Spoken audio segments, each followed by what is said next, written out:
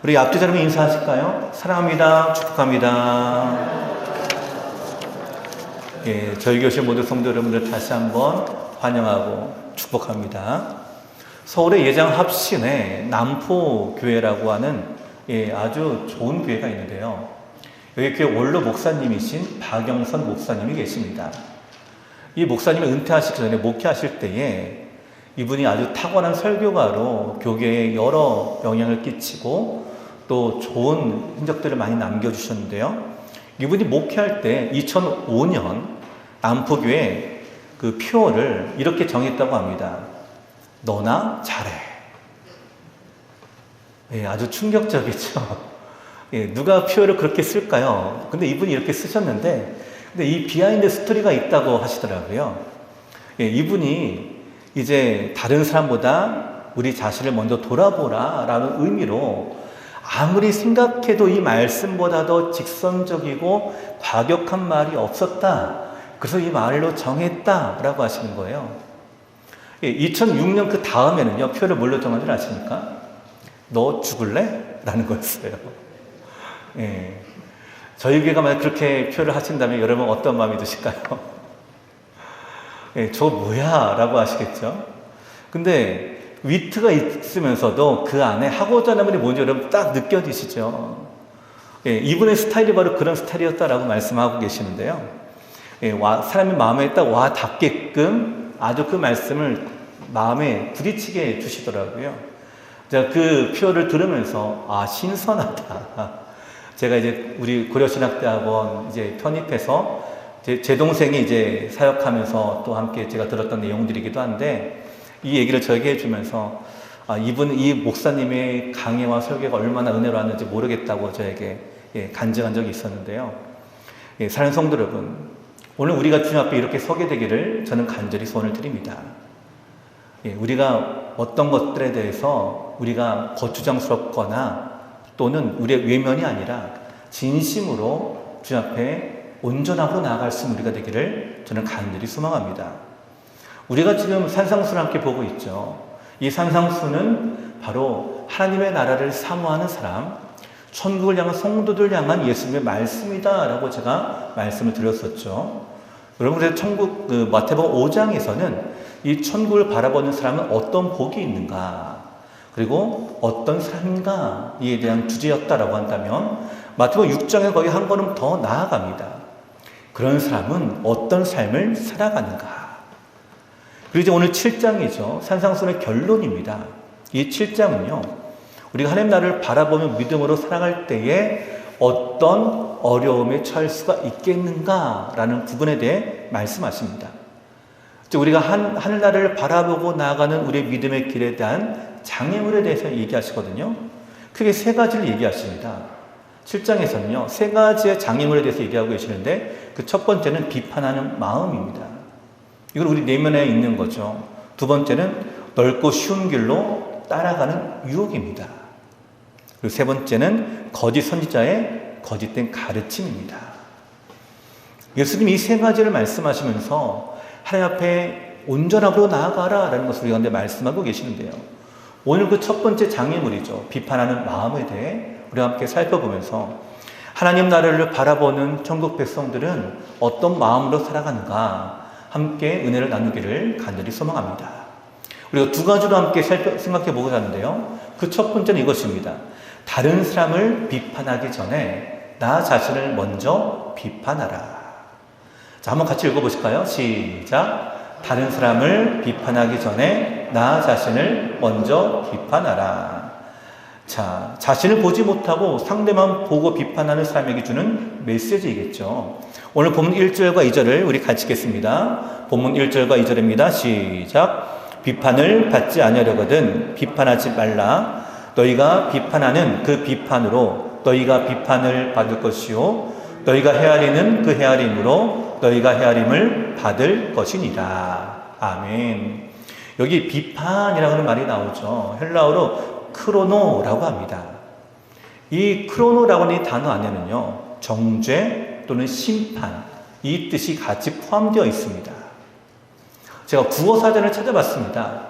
국어사전에는 비판이라는 말이 어떻게 정의되어 있는가? 이렇게 정의가 되어 있어요. 현상이나 사물의 옳고 그름을 판단하여 밝히거나 잘못된 점을 지적함. 예, 잘못된 것을 지적하고 그 잘못된 것을 고쳐 나가게 하는 것이 비판이다라고 하는 거죠. 근데 여기 아주 중요한 사실 한 가지가 있는데요. 오늘 예수님이 말씀하시는 산상수리 비판하지 말라.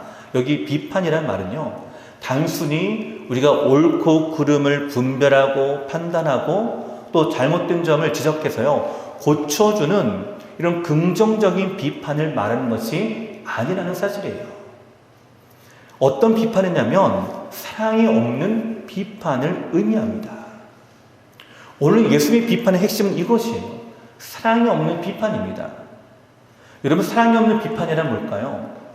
사랑의 뿌리인 하나님이 내 안에 계시지 아니하는 상태에서 우리가 비판하는 것들을 얘기하는데요. 이런 비판은 어떻게 될까요? 부정적인 비판으로 변질이 됩니다. 근데 이 부정적인 비판을 좀 더 넘어가게 되면요, 다른 사람을 정죄하기까지 이르게 됩니다. 그래서 이 부분에 대해서 예수님이 아주 강력하게 말씀하고 계세요. 여러분, 사실 이 비판이라고 하는 것은요, 우리가 살다 보면은 비판하게 되어 있습니다. 그리고 사실 이 긍정적인 부분을 우리가 늘 받아들여야 돼요. 예를 들어 볼까요? 여러분, 음식 하나를 사 먹더라도 여러분 어떻게 보시죠? 음식을 먹고 맛이 있다, 맛이 없다, 여러분 평가하시죠? 이것이 뭘까요?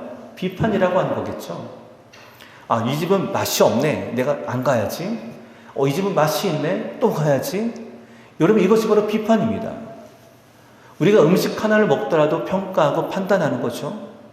근데 하물며 인간의 관계 안에서 우리가 사람에 대해서는요, 그런 마음이 왜 없겠습니까? 있겠죠. 근데 예수님 오늘 말씀하십니다. 그럼에도 불구하고 믿는 그리스도인이라면, 믿는 사람이라면 남을 비난하거나 또는 남을 모욕하거나 남을 부정적으로 판단하는 일을 하지 말라라는 것이 오늘 주님의 말씀인 것이죠. 믿는 사람이라면요, 긍정적인 비판을 통해 발전을 이루어 나가야 됩니다. 이것이 주님, 우리 오늘 주님 말씀이에요. 그러면서 3절을 말씀하시는 거예요. 여러분, 3절 같이 한번 읽어보실까요? 3절 말씀 시작. 어찌하여 형제 눈 속에 있는 티는 보고 내 눈 속에 있는 들보는 깨닫지 못하느냐. 아멘. 자, 이 3절을 보니까요, 이 비판이 누구에 대한 비판인가 라는 것이 나오죠. 3절 처음에 뭐라고요? 어찌하여 라고 말합니다. 어찌하여. 어찌하여 누구에게요? 형제다 라고 이렇게 표현하고 있어요. 그러니까 예수님이 지금 사랑이 없는 이 비판을 하고 있는 바로 이 대상이 전혀 모르는 사람에게 하고 있는 것이 아니라 내가 가장 가까이 있는 나의 가족, 내 한 식구인 형제를 내가 지금 비판하고 있다라고 있는 것이에요. 여러분, 이거 육신적인 형제만 의미하는 것이 아닙니다. 바로 믿음의 가족들도 포함하고 있습니다. 우리 예수님은 우리가 가장 가까운 바로 그런 사람들의 실수 또 연약함에 대해서 우리가 쉽게 정죄하고 그들을 비판하고 그들을 판단하는 것에 대해서 그렇게 하지 말라라고 말씀하시는 거예요. 왜냐하면 주님이 보실 때는요, 우리도 여전히 죄인입니다. 우리도 여전히 연약하고 하나님 앞에 우리도 실수가 많아요. 그렇기 때문에 우리는 옳고 그름을 바로 잡아주려고 하는 마음이 강하지만 잠시 멈춰라라고 얘기합니다. 여러분, 바둑이나 장기를 두면 옆에 꼭 누가 있죠? 구경하는 사람들이 있죠? 그 구경만 할까요? 아닙니다. 뭘 해요? 그쵸, 훈수를 두죠. 거기서 그렇게 더 훈수를 두잖아요. 이 훈수가 뭘까요? 그 상황을 비판하는 거예요. 잘못된 거를 보이니까 개입하려고 합니다. 고쳐주려고 합니다. 근데 정작 여러분, 훈수는 잘 두는 사람이 아시죠? 본인이 직접 둘 때는요, 또 그걸 또 못 봐요. 그런 경우가 너무나 많이 있습니다. 옆에서 그냥 볼 때는 잘 보이는데 막상 내가 두면은 안 보여요, 잘. 오늘 예수 그걸 말씀하십니다. 다른 사람의 연약함, 다른 사람의 실수와 잘못보다 나의 잘못과 나의 실수를 먼저 들여다보아라 라는 것이 오늘 예수님의 말씀입니다. 먼저 내 스스로를 돌아보고 내 연약함을 고치고 내 실수를 고치라라고 말씀하고 있는 거죠. 그래서 형제 눈 속에 있는 티를 보기보다 우리 내면에 있는 내 눈 속에 있는 들보를 먼저 보라라고 말씀하십니다. 오늘 성경이 티하고 들보라고 하는 이 표현이 써 있는데요. 이 티는요, 그리고 나무를 톱으로 켤 때 생기는 작은 먼지 같은 이 톱밥을 의미합니다. 이것이 눈에 들어가면 따끔따끔거리고 아프죠. 이러면 들보는 뭘까요? 네, 집을 세울 때 세우는 기둥이에요. 커다란 통나무를 얘기합니다. 한번 상상해 보십시오. 눈 속에 통나무가 들어가 있을까요? 여기 그림 하나만 보시면 아주 재밌는 그림이죠. 이런 사람은 아마 아무도 없겠지만 이 말씀을 이미지화하니까 이런 모습이에요. 눈에 통나무가 박혀 있어서 누가 봐도 큰 통나무가 내 눈 속에 있는데 그거는 보지 못하고 뭐라고요? 네 눈 속에 조그마한 거 그게 지금 내 눈에 보여. 빨리 그거 빼야 돼. 이렇게 말하고 있다고 생각해 보십시오. 말씀대로요. 내 눈 속에 들보가 어떻게 있음에도 이렇게 있음에도 불구하고 남의 눈 속에 있는 티를 내가 보는지 내 눈 속에 티가 있으나 빼라라는 것. 여러분 아이러니하지 않습니까? 자, 사랑하는 성도 여러분, 이것이 무엇을 의미할까요? 나의 문제가 다른 사람의 문제보다 더 크다라는 것을 얘기합니다. 여러분 우리가 이것을 인정할 필요가 있습니다. 그래서 우리 자신을 자꾸만 들여다봐야 됩니다. 내 눈에 들보가 있는지 없는지 자꾸 들여다봐야 돼요. 요한복음 8장에 보시면요, 예수님이 성전에서 가르치실 때에 서기관들과 바리새인들이 음행 중에 잡힌 여자를 끌고 와요. 그리고 예수님께 묻습니다. 예수님, 가늠하다가 현장에서 잡혔는데 모세율법에는 이러한 여자를 돌로 치라라고 명했습니다. 예수님 어떻게 할까요? 라고 물어봐요. 그럼 이 상황을 잘 보시기 바랍니다. 우연찮게 이 음행한 여인의 음행을 목격해가지고 예수께 데려온 것이 사실 아니에요. 예수님을 향한 악의적인 마음을 가지고 예수님을 정죄하기 위해서 데리고 온 것입니다. 여러분 지금 여러분이 보고 있는 이 그림은요, 유럽 미술사에서 가장 위대한 화가인 렘브란트가 그린 가늠하나 붙들 여인이라는 제목의 그림인데요. 바로 제가 말씀드린 요한복음 8장을 배경으로 합니다. 여러분 이 그림 한번 잘 보시기 바랍니다. 여러분 예수님이 지금 누구를 보고 계시죠? 예수님이 잘 안 보이시나요? 예수님이 지금 가늠한 여인을 보고 계세요. 이 여인을 보고 계십니다. 잡혀온 여인을. 왜 보실까요? 이 구원하고자 하는 뜻과 의지가 그 안에 시선으로 보여져요.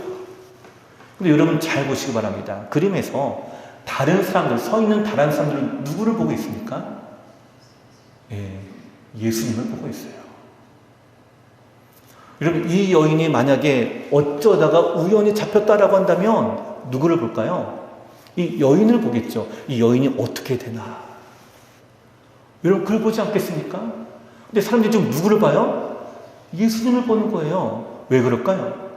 예수님께 물어보는 거예요. 예수님, 모세 율법에 이 사람을 돌로 치라라고 했는데 어떻게 할까요? 라고 하면서 예수님의 입에 시선을 두는 거예요. 그래서 예수님께서 이 여인을 돌로 치라라고 하면 예수님은 사랑이 없는 예수님이라고 비판하고 정죄하기 위해서, 만약에 돌로 치지 말라라고 하면요, 율법을 어긴 죄인으로 예수님을 비판하고 정죄하기 위해서. 여러분 사람들이 지금 그렇게 예수님을 지금 바라보고 있는 거예요.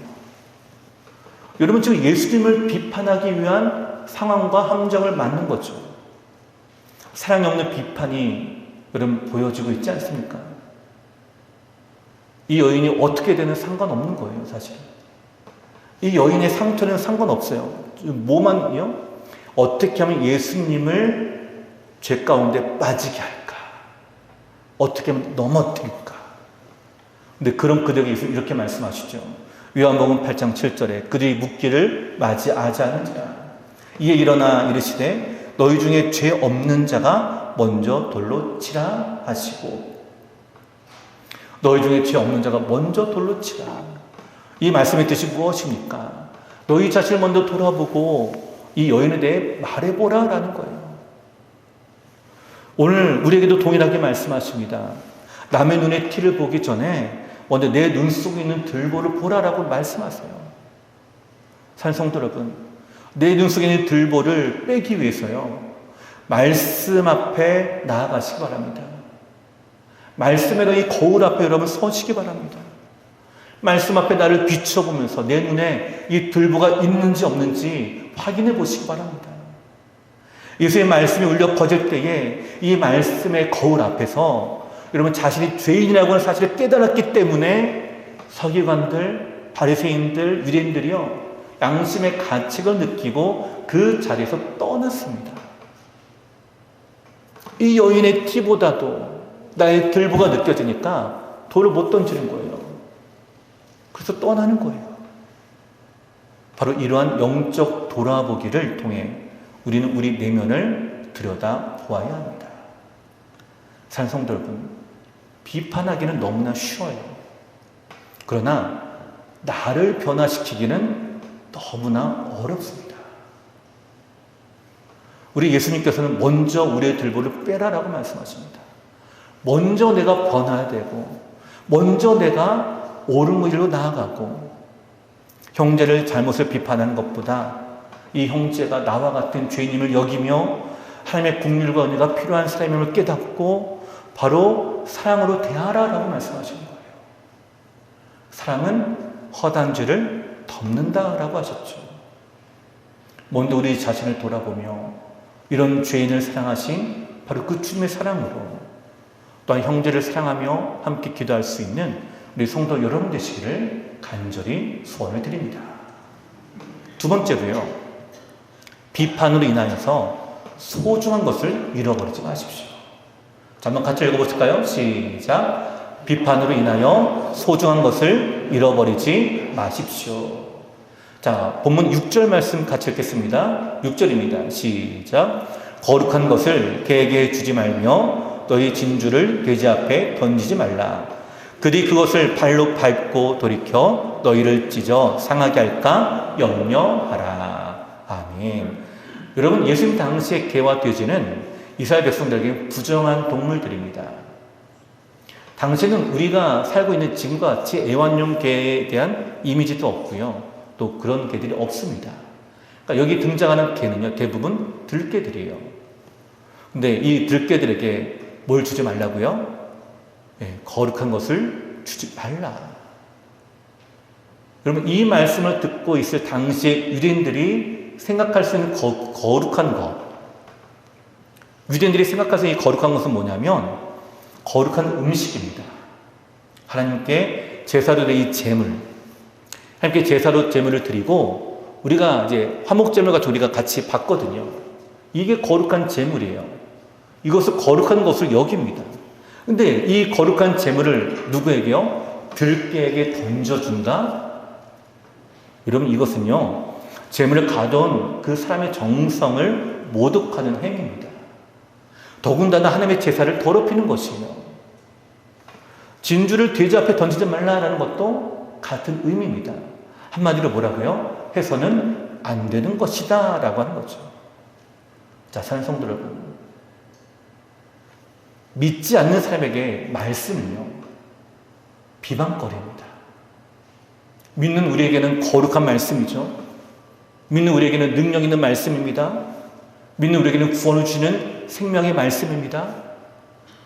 근데 이 말씀 믿음으로 받지 않고 마음에 비판하고 종전의 마음이 생기면 말씀이요, 비판의 대상이 됩니다.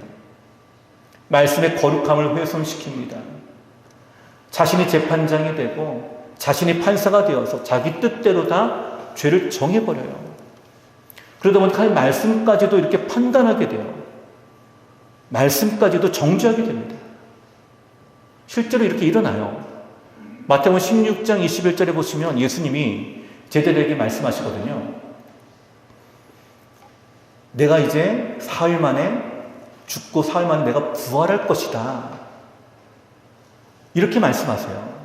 그러면서 장차 고난 당할 것과 장차 그 앞에 나아가 십자가에 지실 것을 말씀하시는데, 이 예수님 오신 목적과 이 이유에 대해서 비로소 드러내실 때에 베드로가 이렇게 말합니다. 자, 말씀 띄워주시죠. 예, 우리 집사님 마음이 급하셔서 막 빨리빨리 띄우시는데 한번 같이 읽어보실까요? 마태복음 16장 22절 시작. 베드로가 예수를 붙들고 항변하여 이르되 주여 그리 마옵소서, 이 일이 결코 죽게 미치지 아니하리이다. 자, 지금 예수님이 무엇을 말씀하셨습니까? 하나님의 뜻과 섭리를 말씀하셨습니다. 하나님의 계획하심을 말씀하셨습니다. 죄인을 구원하기 위해서 내가 고난을 받고 십자가에 죽고 삶 안에서 살아날 것이다 라고 하는 이 하나님의 원대한 계획을 드디어 드러내셨어요. 근데 이 하나님의 계획 앞에 이 베드로가 뭐라고요? 항변하여 라고 말하는 거예요. 항변하여. 대항해서 변호했다라는 뜻입니다. 지금 베드로가 비판하고 있다라는 뜻이에요. 그리 마옵소서라고 말씀하시는 거예요. 자기 생각에는 그건 하나님의 뜻이 아니라는 거예요. 베드로 생각에는 하나님의 말씀이 아니라는 거예요. 베드로가 지금 이렇게 주장하고 있는 건 아닙니까? 그럼 바로 그 앞에 베드로가 어떤 일이 있었어요? 마태복음 16장 16절에 보시면 예수님이 나를 누구라라고 할 때 베드로가 주는 그리스도시요 살아계신 하나님의 아들입니다 라고 고백하잖아요. 예수님이 얼마나 칭찬하셨습니까? 바요나 시몬아, 내가 복이 있도다. 내가 그 반석 위에 내가 교회를 세우겠다라고 말씀하시고 천국 열쇠도 내가 너에게 주겠다라고 말씀하세요. 근데 그런 베드로가 지금 뭐라고요? 마음이 교만해지니까 하나님의 말씀의 계획을 비판합니다. 여러분, 주님의 말씀은 비판의 대상이 아닙니다.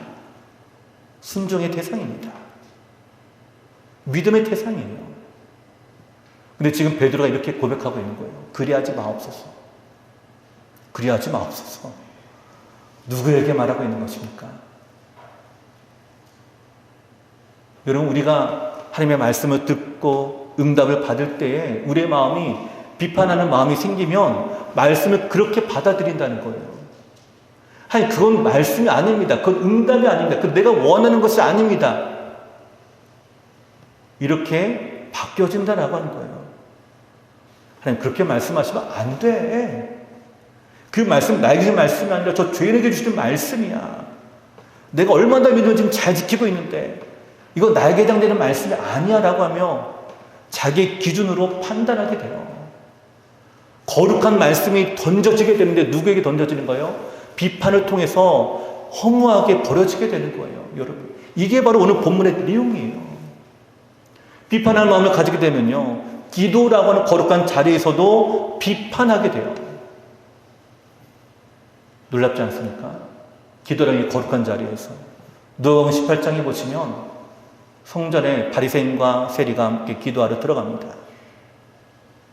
근데 그때 바리새인의 기도가 어떤 줄 아십니까? 누가복음 18장 11절. 바리새인은 서서 따로 기도하여 이르되 하나님이여, 나는 다른 사람들 곧 토색, 불의, 간음을 하는 자들과 같지 아니하고 이 세리와도 같지 아니함을 감사하나이다. 여러분, 이게 지금 감사인가요? 비판인가요? 감사를 가장한 비판이죠. 하나님, 저 엎드려 있는 저 세리하고 나하고는 다릅니다. 저 세리는 죄인입니다. 내가 비판하는 거예요. 그런 마음으로 기도의 자리에 지금 바리새인이 서 있는 거예요.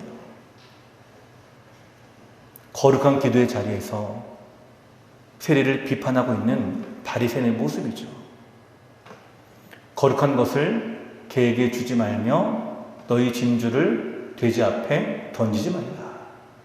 그럼 이 말씀, 이 오늘 6절 말씀을 메시지 성경에서 이렇게 번역합니다. 제가 읽어드릴게요. 잘 보시기 바랍니다. 거룩한 것으로 장난치지 말라. 농담과 바보짓은 하나님께 영광이 되지 않는다. 거룩한 신비를 한갓 슬로건으로 격화시키지 마라. 시대를 따라가려다가 너희는 오히려 약아져서 불경스러운 사태를 부를 뿐이다. 아주 적나라한 표현으로 쓰고 있죠. 마음에 비판하는 마음을 가지고 어떻게 해요? 거룩한 것으로 장난하지 마라. 바리새인이 지금 거룩한 것으로 장난하고 있잖아요. 저는 저 세리와 같지 않습니다. 사랑하는 성도 여러분, 왜 우리에게 비판하지 말라고 할까요? 비판은 하나님의 거룩한 것들을 거룩하지 않게 합니다. 비판은 하나님의 영광을 드러내지 않습니다. 비판은 영적인 일에 도움이 전혀 되지 않아요. 더군다나 오늘 예수님이 말씀하시는 형제를 향한 사랑이 없는 비판은요, 오히려 공동체의 거룩함을 훼손시킵니다. 자신의 거룩함을 세속적인 것으로 바꾸어 버려요. 우리가 이 비판을 통해서 여러분 나의 경건과 나의 의로움을 세속으로 바꾼다 생각해 보십시오. 얼마나 손해일까요? 우리가 이 말씀을 통해서 우리가 가져야 될 거룩한 성도의 모습은 무엇일까? 우리 세 가지로 함께 적용해 보기를 원합니다. 첫 번째는요, 말씀의 거울 앞에서 자신을 바라보십시오. 이거는 나에게 하는 말씀이고 나에게 주시는 말씀임을 여러분 믿으십시오. 사람의 말이 아니라 하나님의 말씀입니다. 오늘 나에게 주시는 말씀이에요. 내 마음을 깨트리기 위한 주의 말씀입니다. 내 눈 속에 있는 들보를 깨달으라라고 하는 거예요. 말씀의 거울 앞에 정직하게 나아가시기 바랍니다. 여러분, 다윗이 나단 선지자가 찾아와서 그의 죄를 지적했을 때에 다윗은요, 눈물을 흘리며 죄인이었음을 깨닫고 고백합니다. 시편의 고백을 보면은 자기의 눈물이 침상을 적셨다라고 말씀하고 있죠. 말씀 앞에 자기가 비추어 보니까 얼마나 추악한 죄인인지 적나라하게 드러난 것에 회개하는 거예요. 사랑하는 성도 여러분, 이 땅에 눈 속에 들보가 없는 사람은요, 단 한 분 계십니다. 누굴까요? 예, 맞습니다. 예수 그리스도. 그분이십니다. 우리 모두는 다 죄인입니다. 우리 모두 우리 눈 속에 들보가 있습니다. 오늘 우리 자신을 먼저 들여다보시고 말씀 앞에 그 들보를 빼내기를 간절히 소망합니다. 두 번째로요, 기도함으로 믿음의 거룩함을 회복하십시오. 기도의 자리에 나아가서 바로 그 거룩함으로 나아가서 하나님, 기도 외에는 이루어질 수 없는 여러분의 놀라운 은혜와 역사를 여러분 경험하셔야 됩니다. 응답을 경험하셔야 돼요. 우리가 영적으로 체험하고 경험하지 않으면요, 우리의 이성과 우리의 모든 것들이요, 자꾸만 세속의 안경과에 끼게 돼요. 세속적으로 다 보게 됩니다. 기도하지 않으면 우리의 눈은 하나님이 아니라 세상을 보게 돼요. 여러분, 기도하십시오. 내 마음이 세속으로 바뀌어지지 않도록 계속해서 믿음으로 역사하도록 기도하십시오. 그리고 세 번째, 형제를 사랑으로 대하고 섬기십시오. 형제는 비판의 대상이 아닙니다. 형제는 섬김의 대상입니다. 여러분, 감사할 것이 있어요. 뭐냐면 우리 눈에 들보가 이렇게 가득해서 하나님께서 언제든지 나를 비판하실 수도 있지만 하나님은요, 그 비판하시는 그 정죄를 미루십니다. 인내하고 계세요. 참고 계십니다. 그리고 기다리고 계십니다.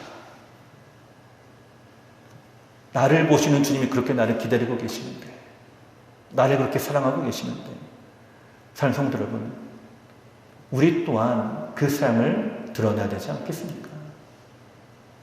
오늘 이 한 주간 동안 여러분, 다른 사람 보지 마시고 여러분, 우리 자신을 한번 들여다봅시다.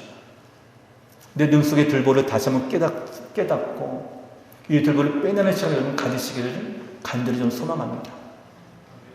다른 누구를 탓하지 마십시오. 원망하지 마십시오. 비판하지 마십시오. 오로지 하나님 앞에 서서 우리 자신을 들여다보고 정직하게 주님 앞에 여러분 머무십시오. 그래야 하나님의 거룩한 것으로 하나님께 온전한 영광을 올려드릴 수 있는 이 믿음의 삶을 살아가는 저희 성도 여러분 되시기를 간절히 축원을 드립니다.